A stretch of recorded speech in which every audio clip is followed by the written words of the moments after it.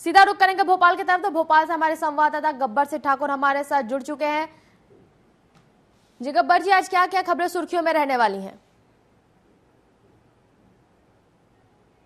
ये है कि जो एनडीए की बैठक है वो आज बैठक होने जा रही है और एनडीए के जो नेता है एनडीए के जो नेता हैं, विधायक दल सांसद दल के जो नेता हैं, उनके लिए मोदी जी के लिए चुना जाएगा।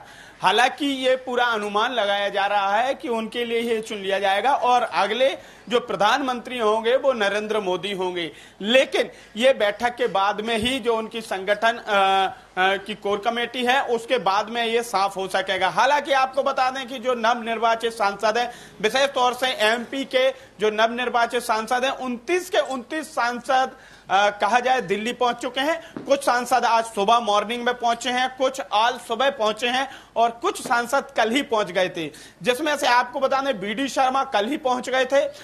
जो आलोक शर्मा है पहले महापौर रहे। हालांकि विधानसभा चुनाव में इनको करारी हार मिली थी, लेकिन इस बार फिर पार्टी ने इन पर भरोसा जताया था। आलोक शर्मा के लिए भोपाल से टिकट दिया गया था और आलोक शर्मा ने अच्छी खासी जीत दर्ज की है और यहां से कांग्रेस के जो प्रत्याशी थे अरुण श्रीवास्तव, उनके लिए शिकस्त दी है।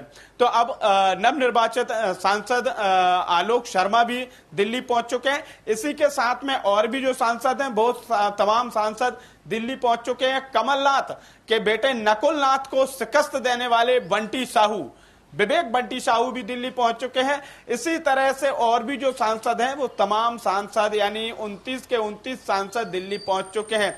इधर मुख्यमंत्री डॉक्टर मोहन यादव भी दिल्ली पहुंचे हुए हैं, आज उनकी भी बैठक है। और लेकिन इस बीच में एक और बड़ी खबर निकल के सामने आई है। मध्य प्रदेश के लोगों के लिए से ये खबर निकल के सामने आई, विशेष तौर से महिला वर्ग के लिए।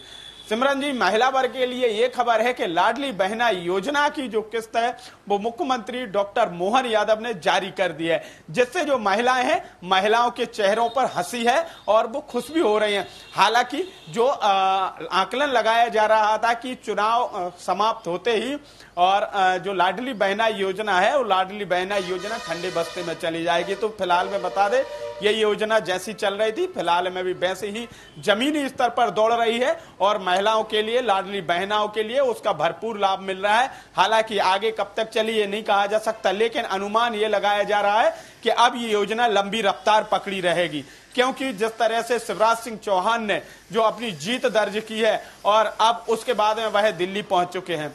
दिल्ली में अनुमान लगाया जा रहा है कि शिवराज सिंह चौहान के लिए एक बड़ा ओहदा दिया जाएगा, बड़ा पद दिया जाएगा। और अगर ऐसे में शिवराज सिंह चौहान के लिए केंद्र में बड़ा पद दिया जा सकता है तो इन्होंने ही मध्य प्रदेश में लाडली बहना योजना विधानसभा चुनाव के दौरान में शुरू की थी, इसके पहले मतलब शुरू की थी।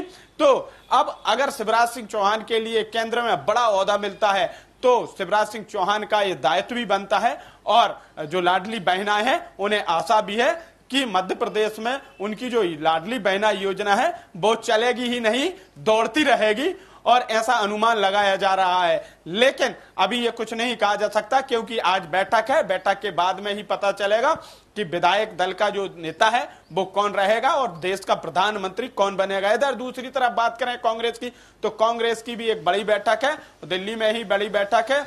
और इसी के साथ में आपको बता दें कि जो मौसम है, मौसम में भी नरमी आ चुकी है। इधर राजनीति में के मौसम में जैसे ही नरमी आई है, वैसे कुदरती जो मौसम है उसमें भी नरमी आई हुई है। हालांकि अभी थोड़ी सी तपन है, उमस जैसी हालात है, लेकिन जो भीषण गर्मी पड़ रही थी उस भीषण गर्मी से राहत मिली है। बिल्कुल एक संयोग कहिए इसके लिए कि जैसे ही लोकसभा चुनाव का रिजल्ट आया वैसे ही कुदरती मौसम भी ठंडा हो गया। जी गब्बर जी, तमाम जानकारियों के लिए आपका धन्यवाद।